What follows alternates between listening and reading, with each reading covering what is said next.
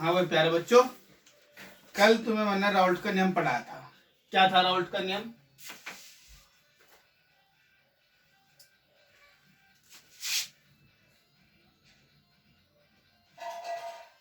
P बराबर P1 not x, ये चीज पढ़ाई थी कल तुमने, ठीक है। तो राउल्ट के नियम के अनुसार किसी विलयन के प्रत्येक वाष्पशील द्रव का आंशिक वाष्प दाब उसके मूलक के समानुपाती होता है। यदि हम इसमें ग्राफ खींचे तो क्या किस तरह ग्राफ बनेगा? दाब मोलस, तो एक स्ट्रेट लाइन जाएगी, ये कहलाएगा तुम्हारे पास P1 नॉट, ठीक है। ये तुम्हारे पास इस तरह का ग्राफ बनेगा। तो आदर्श एवं अनादर्श विलयन, इस विलयन की जानकारी भी हम राउल्ट के नियम से निकाल लेंगे। तो आदर्श एवं अनादर्श, आदर्श विलयन कौन से होंगे? वे विलयन जो राउल्ट के नियमों का पालन करेंगे, आदर्श विलयन कहलाएंगे। अर्थात उनकी डेल्टा V यानी कि आयतन परिवर्तन 0 होगा और एंथैल्पी परिवर्तन भी 0 होगा, ठीक है। अनादर्श विलयन में क्या होगा? डेल्टा V का मान 0 नहीं होने का और एंथैल्पी परिवर्तन का मान 0 नहीं होने का, और ये आदर्श राउल्ट के नियम का पालन नहीं करने का। तो अनादर्श विलयन के लिए राउल्ट ने 2 नियम निकाले। यदि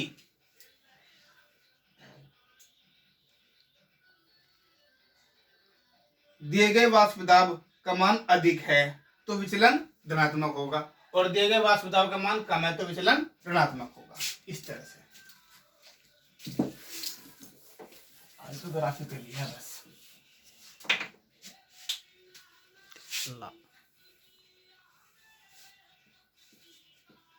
दाब मोल,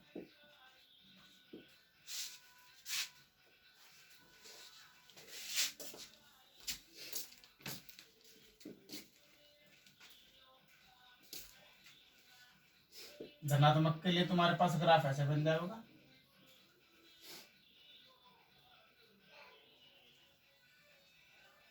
इसका स्ट्रेट डायग्राम है वो ऊपर जैसे चल जाएगा।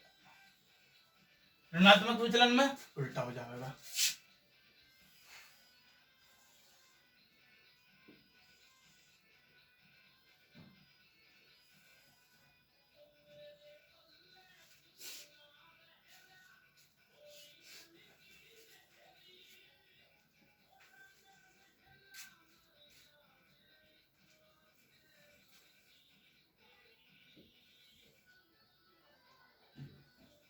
ये तुम्हारे पास ऋणात्मक विचलन होगा।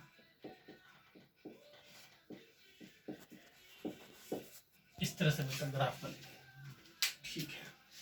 अब तुम्हारे यहाँ से मोस्ट इंपोर्टेंट टॉपिक है वाष्प दाब का आपेक्षिक अवनमन। ये क्या होते हैं? ये अनुसंख्यक गुणधर्म कहलाते हैं। और तो इनमें पहला नियम है तुम्हारे पास वाष्प दाब का आपेक्षिक अवनमन।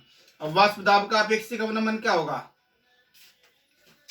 कि जो तुम्हारे पास शुद्ध विलायक है, शुद्ध विलय का वाष्प दाब है, इसमें कोई वाष्पशील चीज मिला दी जाए, वाष्पशील पदार्थ मिलाया जाए तो उसके दाब में कमी होगी। तो जो उसके दाब में कमी होगी वो वाष्प दाब का आपेक्षिक अवनमन कहलाएगा। तो हम जानते हैं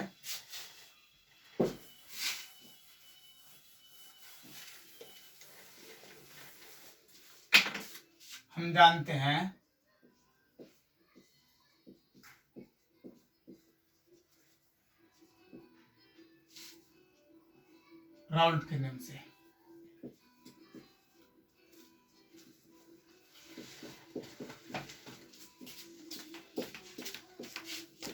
P क्या होगा?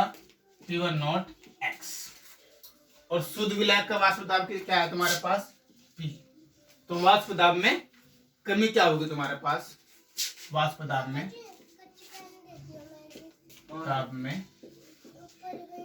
कमी। चल दिया तो 1 रुपए की आने की P1 नॉट माइनस के P, और P की जगह हम क्या लिख सकते हैं, P1 नॉट माइनस के P1 नॉट x, ये लिख सकते हैं। ठीक है, इसमें से P1 नॉट को माना जाएगा 1 माइनस के x, यदि एक विलियन m से x1 भी कह सकते हैं, परंतु हम जानते हैं x1 plus x2 equal to क्या होता है 1, कल भी बताया था। तो x2 इक्वल टू कितना हो जाएगा तुम्हारे पास 1 माइनस के x1, तो वास्तुताप का अपेक्षा और कितना हो जाएगा P1 नॉट x2, क्या हो जाएगा P1 नॉट x2, वास्तुताप में कमी जो तुम्हारे पास बनेगी।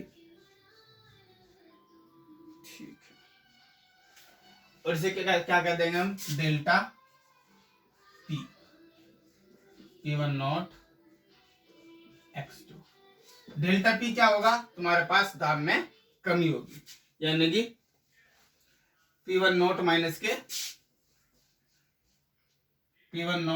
के P इक्वल टू क्या होगा P1 नॉट x2, इसे धर लिया होंगे P1 नॉट माइनस के P अपॉन P1 नॉट बराबर x2,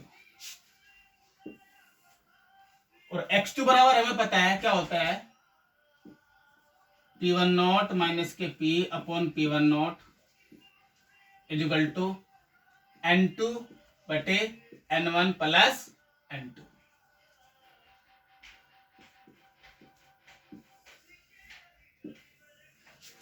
यह वास्तुताप के अनुमान के लिए व्यंजक आ जाएगा। यदि N1 का मान बहुत कम हो, N1 है, यदि N2 का मान बहुत कम हो, तब क्या होगा P1 नॉट माइनस के P upon P1 naught equal to क्या हो जाएगा N2 बटे N1। ये तुम्हारे पास राउल्ट का वास्तुताप का फॉर्मूला होगा। इसे भी हम डिनोट कर सकते हैं P1 नॉट माइनस के P upon P1 naught equal to W2 बटे M2 W1 बटे M1, ये यहाँ पे चले जाएगा और ये यहाँ पे, तो P1 नॉट माइनस के P upon P1 naught equal to W2 M1 बटे M2 W1, ये तुम्हारा पूरा व्यंजक बनेगा। ठीक है, इसे नोट कर लेना भाई। अब तुम्हारे पास क्या है, नेक्स्ट टॉपिक क्वथनांक का उन्नयन। क्वथनांक का उन्नयन तुम्हें कल करा दूंगा, कल ये तुम्हारा चैप्टर खत्म कर देंगे भाई, और इसका जो न्यूमेरिकल है वो देख लेना, फिर नेक्स्ट राउंड पर तुम्हारे सेकंड बुक का पहला चैप्टर कराऊंगा। बस आज के लिए इतना।